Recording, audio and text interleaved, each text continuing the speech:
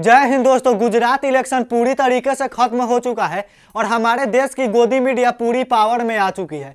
हमारे देश की गोदी मीडिया के एग्जिट पोल में आपको पता चलेगा कि गुजरात के कुल 182 सीटों पर 180 सीटों में बीजेपी जीत हासिल करेगी और 2 सीटों में आम आदमी पार्टी और कांग्रेस रहेगी। लेकिन आज के वीडियो में हम आपको बताऊंगा आखिर बीजेपी जीतेगी तो क्यों जीतेगी और अगर कांग्रेस जीतेगी तो क्या मुद्दा रहेगा। इसके अलावा आम आदमी पार्टी जीतेगी तो क्या गुजरात में गुजरात चुनाव गुजरात में त्रिकोणीय मुकाबला आम आदमी पार्टी ने बनाया है। सबसे पहले हम बीजेपी की बात कर लेते हैं क्योंकि बीजेपी लगभग 27 सालों से गुजरात की सत्ता में है। दोस्तों, बीजेपी का जीतने का सबसे बड़ा कारण कास्ट रेवोल्यूशन है। अगर हम गुजरात की जनसंख्या की बात करें तो गुजरात की जनसंख्या में लगभग 5 करोड़ से भी ज्यादा लोग हिंदू हैं और इसके अलावा 50 लाख से ज्यादा लोग मुसलमान हैं और 6 कास्ट है जिसकी संख्या लगभग 10 लाख और उससे कम है। लेकिन हिंदू वोटर में भी गुजरात में सबसे ज्यादा बैकवर्ड है, जिसमें कि सबसे पहले ठाकुर आता है जहां की बीजेपी ने लगभग 18 सीट दी है। ओबीसी के बाद यहां पर सबसे ज्यादा फॉरवर्ड की संख्या है।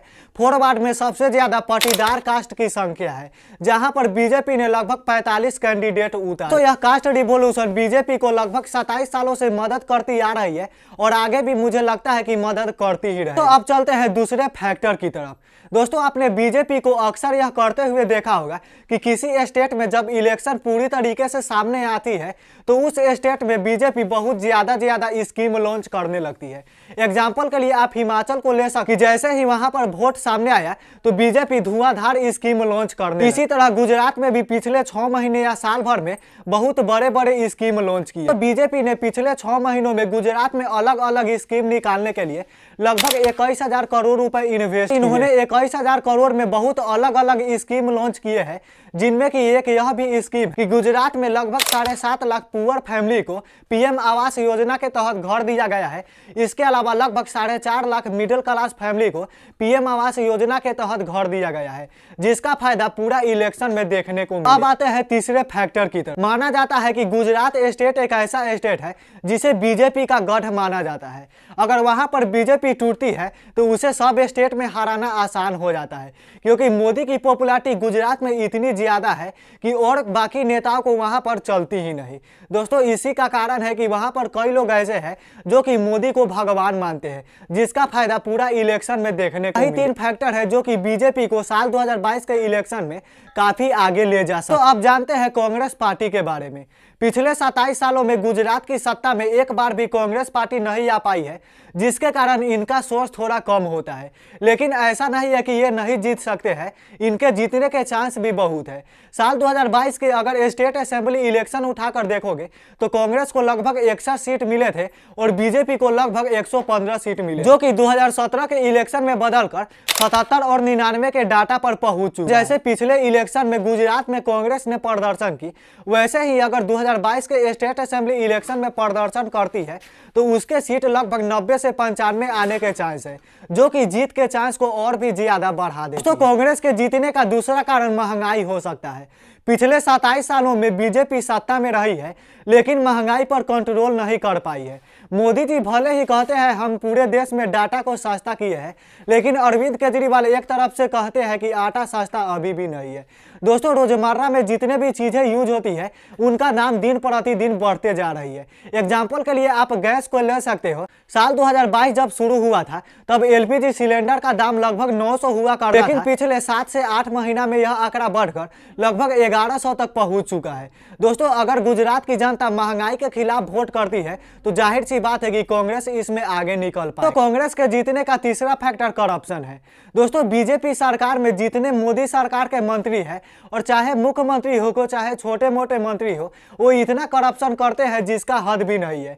लेकिन केंद्र सरकार उनके पास है जिसके लिए उनको पता नहीं चलता है। जब अपने आप पर बात आती है तो दूसरों पर रेड मारवाने लगते हैं, जिनके कारण बीजेपी नेताओं जो गलती करते हैं वो पूरी तरीके से हाईलाइट में नहीं आते। तो हाल ही में मोरबी ब्रिज कोलैप्स पूरी तरीके से हाईलाइट में है। इसमें पूरी तरीके से पता चल गया कि बीजेपी नेताओं और बीजेपी मंत्री भी बहुत करप्शन का शिकार हो। तो अगर वहां पर जनता महंगाई महंगाई और करप्शन के खिलाफ अगर वोट करने लगे तो बीजेपी का सुपड़ा वहां पर साफ होना तय। तो हमारे ओपिनियन से इन दो फैक्टर के कारण गुजरात में कांग्रेस अपनी सरकार बना सकती है। लेकिन अगर आपके पास कोई और फैक्टर है तो नीचे कमेंट जरूर करें। तो अब जानते हैं आम आदमी पार्टी के बारे में। देखिए, आम आदमी पार्टी जो है गुजरात में पहली बार इलेक्शन लड़ रही है, जिसके कारण इन्हें कैंडिडेट चुनने में भी बहुत लेट हुआ है और इन्होंने अच्छा कैंडिडेट नहीं चुना है। पर सवाल है, आखिर ये गुजरात में जीत कैसे सकती है? दोस्तों, ऐसी बात नहीं है, आम आदमी पार्टी भी अपना दावा ठोक रही है। तो आम आदमी पार्टी को गुजरात में जीतने का मात्र एक ही सोर्स है, वो है पंजाब और दिल्ली में सरकार का काम। तो पंजाब में आम आदमी पार्टी को सरकार बने हुए मात्र 6 महीने हुए हैं और उन्होंने अपने काम से बता दिया कि आम आदमी पार्टी क्यों आम आदमी पार्टी है। हर घर उन्होंने 300 यूनिट बिजली फ्री करवाई। इसके अलावा बहुत सारे सुविधा वहां पर दिए हैं। इसके अलावा आप दिल्ली का तो जानते ही है कि दिल्ली में कैसी हॉस्पिटल की सुविधा, इसके अलावा कितने मोहल्ला क्लिनिक बनवाए हैं। दोस्तों, इन सभी कामों के बदौलत आम आदमी पार्टी गुजरात में भी दावा ठोक सकती है। तो मैं इसी टॉपिक पर एक इंटरेस्टिंग बात यह कहना चाहता हूँ कि आम आदमी पार्टी भारत की पहली ऐसी पार्टी है जो किसी भी राज्य में इतना ज्यादा काम करती है और सब पार्टी से बढ़ चढ़ कर काम करती है। तो आम आदमी पार्टी के काम की बराबरी भारत की कोई बड़ी पार्टी नहीं कर सकती है, चाहे वो बीजेपी हो को, चाहे वो कांग्रेस हो को, चाहे वो बीएसपी हो को। इन तीनों पार्टी से सबसे बढ़ चढ़ कर काम करती है आम आदमी पार्टी। यही एक फैक्टर है जिसके कारण गुजरात में आम आदमी पार्टी का पलड़ा भारी लग रहा है। तो मैंने तीनों पार्टी का फैक्टर तो बता दिया कि वो किन कारण से गुजरात में सरकार बना सकती है, लेकिन अगर इस टॉपिक पर हमारा ओपिनियन माने तो मैं हमेशा यही सजेशन दूंगा कि आप जात पात से उठकर वोट दें। जो सरकार आपको लगती है कि यह सरकार काम कर सकती है, उन्हीं को वोट दें। आप इस टॉपिक पर क्या सोचते हैं नीचे कमेंट जरूर करें। और जाते जाते एक रिक्वेस्ट आपसे करता हूँ कि अगर वीडियो अच्छी लगी तो लाइक करना और चैनल पर नए हो तो सब्सक्राइब करके बेल आइकन प्रेस कर देना, क्योंकि आने वाले समय में इससे भी इंफॉर्मेटिव वीडियो मिलती रहेगी। तब तक के लिए जय हिंद, वंदे मातरम।